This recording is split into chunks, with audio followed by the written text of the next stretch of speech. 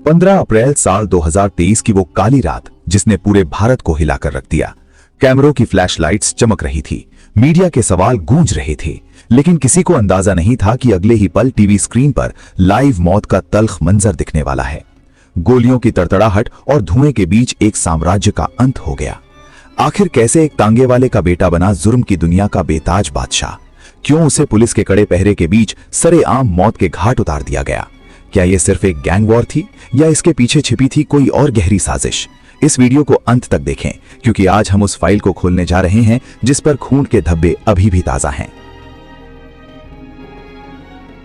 कहते हैं कि जब इंसान की आंखों पर ताकत का नशा चढ़ता है तो उसे अंजाम दिखाई देना बंद हो जाता है। अतीक अहमद की कहानी भी कुछ ऐसी ही थी। ये कहानी शुरू होती है उत्तर प्रदेश के इलाहाबाद से, जिसे आज हम प्रयागराज कहते हैं। ये शहर अपनी तहजीब और पढ़ाई के लिए जाना जाता है, लेकिन अतीक अहमद ने इसे क्राइम का गढ़ बना दिया था। अतीक के पिता हाजी फिरोज तांगा चलाया करते थे और परिवार की हालत बहुत साधारण थी, लेकिन अतीक को मेहनत की रोटी नहीं बल्कि जल्दी अमीर बनने का शौक था।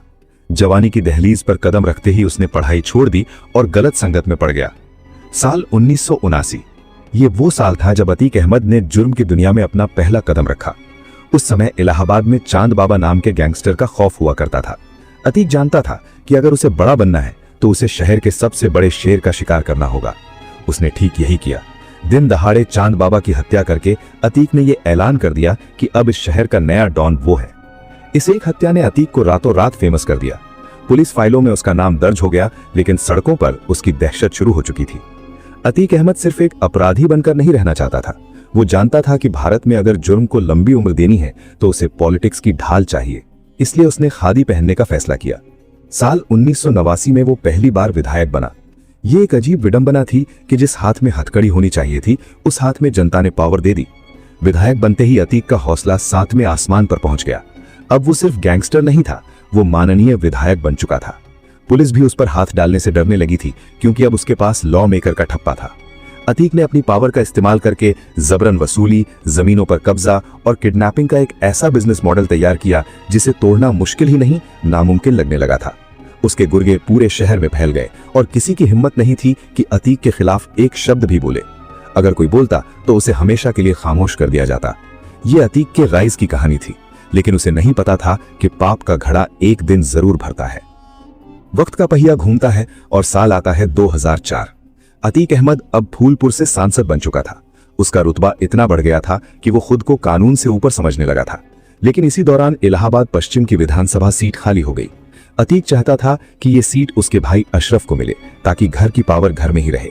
लेकिन यहाँ एंट्री होती है एक नए चेहरे की, जिसका नाम था राजू पाल। राजू पाल ने न सिर्फ चुनाव लड़ा, बल्कि अतीक के भाई अशरफ को हराकर वो सीट जीत ली। ये अतीक अहमद के अहंकार पर एक करारा तमाचा था। उसे ये बर्दाश्त नहीं हुआ कि एक मामूली लड़का उसके भाई को हरा दे और उसके इलाके में अपनी धाक जमा ले। अतीक और उसके भाई अशरफ ने इसे अपनी पर्सनल इंसल्ट मान लिया। इसके बाद जो हुआ उसने पूरे उत्तर प्रदेश की राजनीति में भूचाल ला दिया। 25 जनवरी साल 2005।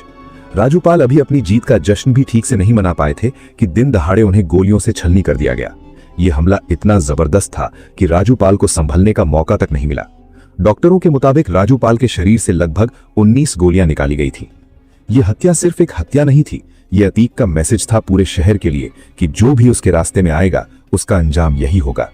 राजू पाल की पत्नी पूजा पाल ने इंसाफ की गुहार लगाई, लेकिन अतीक का पॉलिटिकल क्लाउट इतना मजबूत था कि गवाह मुकर जाते थे या गायब हो जाते थे। इसी केस का मुख्य गवाह था उमेश पाल। उमेश पाल राजू पाल का दोस्त भी था और रिश्तेदार भी। अतीक जानता था कि अगर उमेश पाल ने कोर्ट में गवाही दे दी तो उसकी सल्तनत खतरे में पड़ सकती है। इसलिए अतीक ने उमेश पाल को किडनैप करवाया और उसे बहुत टॉर्चर किया। उसे करंट लगाया गया, पीटा गया और धमकी दी गई कि वो गवाही न दे। लेकिन उमेश पाल एक जिद्दी इंसान था। उसने हार नहीं मानी और वो अतीक के खिलाफ खड़ा रहा। यहां से शुरू हुई अतीक और उमेश पाल के बीच की वो दुश्मनी जो अतीक के विनाश का कारण बनने वाली थी। कहते हैं ना कि विनाश काले विपरीत बुद्धि। अतीक को लगा कि वो हमेशा ऐसे ही बचता रहेगा, लेकिन वक्त करवट बदल रहा था। साल 2017 में उत्तर प्रदेश में सत्ता परिवर्तन हुआ और योगी आदित्यनाथ की सरकार आई। ये अतीक अहमद के बुरे वक्त की शुरुआत थी। सरकार ने माफियाओं के खिलाफ जीरो टॉलरेंस की नीति अपनाई। अतीक अहमद जो अब तक खुला घूम रहा था, उसे जेल की सलाखों के पीछे डाल दिया गया। उसे देवरिया जेल और बाद में बरेली और फिर गुजरात की साबरमती जेल शिफ्ट कर दिया गया ताकि वो अपना नेटवर्क न चला सके। लेकिन अतीक जेल के अंदर से भी अपना गिरोह चला रहा था। उसके गुर्गे बाहर थे और वसूली का धंधा जारी था। लेकिन कहानी में असली ट्विस्ट तब आया जब तारीख थी 24 फरवरी साल 2023। 18 साल बाद भी उमेश पाल अतीक के लिए गले की हड्डी बना हुआ था। उस दिन उमेश पाल कोर्ट से गवाही देकर अपने घर लौट रहे थे। जैसे ही उनकी कार घर के बाहर रुकी, वहां पहले से घात लगाए हमलावरों ने उन पर ताबड़तोड़ फायरिंग शुरू कर दी। ये मंजर सीसीटीवी में कैद हो गया और पूरी दुनिया ने देखा कि कैसे बेखौफ बदमाशों ने दिन दहाड़े बम और गोलियों से उमेश पाल और उनके 2 सुरक्षाकर्मियों की हत्या कर दी। इस घटना ने सरकार और पुलिस प्रशासन को हिलाकर रख दिया। ये पुलिस के इकबाल को सीधी चुनौती थी। जांच में पता चला कि इस हत्या की साजिश साबरमती जेल में बैठे अतीक अहमद और बरेली जेल में बंद उसके भाई अशरफ ने रची थी। और सबसे चौंकाने वाली बात यह थी कि इस हमले को लीड कर रहा था अतीक का बेटा असद। अतीक चाहता था कि उसका बेटा भी जुर्म की दुनिया में अपना नाम बनाए, लेकिन यही चाहत उसके बेटे की मौत का कारण बन गई। उमेश पाल की हत्या के बाद मुख्यमंत्री योगी आदित्यनाथ ने विधानसभा में खड़े होकर कसम खाई कि वो माफियाओं को मिट्टी में मिला देंगे। ये सिर्फ एक बयान नहीं था, यह अतीक अहमद के अंत का बिगुल था। पुलिस एक्शन में आ गई। अतीक के गुर्गों के एनकाउंटर शुरू हो गए। उसके घर और ऑफिस पर बुलडोजर चलने लगे। अतीक जो कभी जेल में बैठकर बिरयानी की दावतें उड़ाता था, अब उसे अपनी और अपने परिवार की जान की फिक्र होने लगी थी। उसे समझ आ गया था कि इस बार उसका सामना किसी और ही मिट्टी के बने लोगों से हुआ है। तो दोस्तों, अगर आपको ये वीडियो पसंद आ रही हो तो सब्सक्राइब का बटन दबा दें। चलिए अब आगे बढ़ते हैं। उमेश पाल हत्याकांड के बाद यूपी पुलिस और एसटीएफ यानी स्पेशल टास्क फोर्स पूरी तरह से एक्टिव हो गई थी। अतीक की पत्नी शाइस्ता परवीन फरार थी और बेटा असद भी पुलिस से छिपता फिर रहा था। पुलिस ने अतीक के पूरे नेटवर्क को ध्वस्त करना शुरू कर दिया। अतीक अहमद ने सुप्रीम कोर्ट में अर्जी लगाई कि उसे यूपी पुलिस के हवाले न किया जाए, क्योंकि उसे डर था कि उसका एनकाउंटर हो सकता है। ये वही अतीक था जिससे पूरा शहर डरता था, लेकिन आज उसकी आंखों में मौत का खौफ साफ देखा जा सकता था। इसी बीच 13 अप्रैल साल 2023 को एक बड़ी खबर आई। अतीक का बेटा असद और उसका शूटर साथी गुलाम झांसी में यूपी एसटीएफ के साथ हुई मुठभेड़ में मारे गए।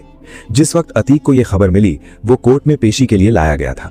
खबर सुनते ही अतीक टूट गया। वो कोर्ट रूम में ही रोने लगा। उसे महसूस हो गया था कि उसके कर्मों की सजा उसके परिवार को मिल रही है।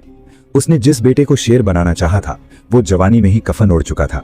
इधर पुलिस ने अतीक और उसके भाई अशरफ को रिमांड पर लिया ताकि उनसे पूछताछ की जा सके और उन हथियारों को बरामद किया जा सके जो उमेश पाल की हत्या में इस्तेमाल हुए थे। पुलिस का शिकंजा कसता जा रहा था। अतीक और अशरफ को पता था कि अब उनके पास ज्यादा वक्त नहीं बचा है। मीडिया का जमावड़ा हर वक्त उनके साथ रहता था। हर पल की खबर न्यूज चैनल्स पर लाइव दिखाई जा रही थी। लोगों के मन में यह सवाल था कि अब आगे क्या होगा। क्या अतीक कोई नया राज उगलेगा? क्या उसके पाकिस्तानी कनेक्शन और आईएसआई से संबंधों का सच सामने आएगा? माहौल में एक अजीब सी तल्खी और सन्नाटा था। ऐसा लग रहा था जैसे तूफान से पहले की खामोशी हो। अतीक बार बार मीडिया के सामने कह रहा था कि मैं तो मिट्टी में मिल गया हूं, अब बस रगड़ा जा रहा है। ये एक डॉन का आत्मसमर्पण था, लेकिन किस्मत को कुछ और ही मंजूर था। कहानी अपने क्लाइमैक्स की तरफ बढ़ रही थी। 15 अप्रैल की रात अतीक अहमद और उसके भाई अशरफ को पुलिस कस्टडी में प्रयागराज के कॉल्विन हॉस्पिटल ले जाया जा रहा था। ये एक रूटीन मेडिकल चेकअप था। रात के करीब 10:30 बज रहे थे। पुलिस की जीप हॉस्पिटल के गेट पर रुकी। अतीक और अशरफ जीप से नीचे उतरे। उनके हाथों में हथकड़ी थी और वे एक ही हथकड़ी से एक दूसरे से जुड़े हुए थे। चारों तरफ मीडिया के कैमरे थे और पत्रकारों की भीड़ थी। जैसे ही वे हॉस्पिटल के अंदर जाने के लिए आगे बढ़े, पत्रकारों ने उनसे सवाल पूछना शुरू कर दिया। अतीक अहमद सफेद कुर्ते और साफे में था। उसके चेहरे पर थकान और बेटे को खोने का गम साफ झलक रहा था। एक पत्रकार ने पूछा कि आप बेटे के जनाजे में क्यों नहीं गए? अतीक ने चलते चलते जवाब दिया, नहीं ले गए तो नहीं गए। ये उसके आखिरी शब्द थे। उसे क्या पता था कि इसके बाद वो कभी कुछ नहीं बोल पाएगा। भीड़ में 3 लड़के मीडिया कर्मी बनकर घुसे हुए थे। उनके हाथ में डमी कैमरा और माइक आईडी थी। किसी को शक नहीं हुआ कि वे पत्रकार नहीं बल्कि मौत के सौदागर हैं। वे धीरे धीरे अतीक और अशरफ के बेहद करीब पहुंच गए। पुलिस का घेरा था, लेकिन मीडिया की भीड़भाड़ में सुरक्षा में एक छोटी सी चूक हुई और वही चूक जानलेवा साबित हुई। माहौल बिल्कुल सामान्य लग रहा था, लेकिन ये शांति बस कुछ सेकंड की मेहमान थी। वो 3 लड़के एक सही मौके का इंतजार कर रहे थे। उनकी आंखों में एक अजीब सा जुनून था। उन्होंने अपनी कमर में छिपी हुई विदेशी पिस्टल पर हाथ रखा और उस पल का इंतजार करने लगे जब वे ट्रिगर दबा सकें। ये सब कुछ लाइव टीवी पर चल रहा था। करोड़ों लोग अपने घरों में बैठकर ये प्रसारण देख रहे थे। और तभी अचानक वो हुआ जिसकी कल्पना किसी ने भी नहीं की थी। अचानक एक लड़के ने अतीक अहमद के सर से पिस्टल सटा दी। इससे पहले कि कोई कुछ समझ पाता, एक तेज धमाका हुआ। अतीक वहीं ढेर हो गया। उसी पल दूसरे और तीसरे लड़के ने अशरफ पर गोलियां बरसानी शुरू कर दी। महज 10 सेकंड के अंदर अतीक और अशरफ जमीन पर खून से लथपथ पड़े थे। गोलियों की आवाज से पूरा हॉस्पिटल गूंज उठा। अफरा तफरी मच गई। पुलिसकर्मी भी एक पल के लिए सन्न रह गए। तीनों हमलावरों ने अंधाधुंध फायरिंग की। उन्होंने करीब 18 राउंड फायर किए। अतीक और अशरफ की मौके पर ही मौत हो गई। इसके बाद जो हुआ वो और भी हैरान करने वाला था। भागने की बजाय उन तीनों लड़कों ने अपने हथियार फेंक दिए और हाथ ऊपर करके सरेंडर कर दिया। उन्होंने धार्मिक नारे लगाए और खुद को पुलिस के हवाले कर दिया। पुलिस ने तुरंत उन्हें गिरफ्तार कर लिया। इन तीनों के नाम थे लवलेश तिवारी, सनी सिंह और अरुण मौर्य। जब पुलिस ने उनसे पूछताछ की कि उन्होंने ऐसा क्यों किया, तो उनका जवाब बेहद चौंकाने वाला था। उन्होंने कहा कि वे बड़ा गैंगस्टर बनना चाहते थे और अपना नाम कमाना चाहते थे। वे अतीक और अशरफ को मारकर रातों रात फेमस होना चाहते थे। ये एक अजीब विडंबना थी। जिस जुर्म की दुनिया में नाम कमाने के लिए अतीक ने दूसरों का खून बहाया था, आज उसी चाहत में उसकी जान ले ली। एक माफिया का अंत उसी तरह हुआ जैसे उसने दूसरों का किया था, सरेआम, बेदर्दी से और अचानक। इस घटना ने कई सवाल खड़े किए। पुलिस की सुरक्षा पर सवाल उठे, इंटेलिजेंस पर सवाल उठे, लेकिन एक बात साफ थी कि अपराध का रास्ता चाहे कितना भी चमकदार क्यों न लगे, उसका अंत हमेशा अंधेरे में ही होता है। अतीक अहमद की मौत के साथ ही प्रयागराज में उसके आतंक का अध्याय हमेशा के लिए बंद हो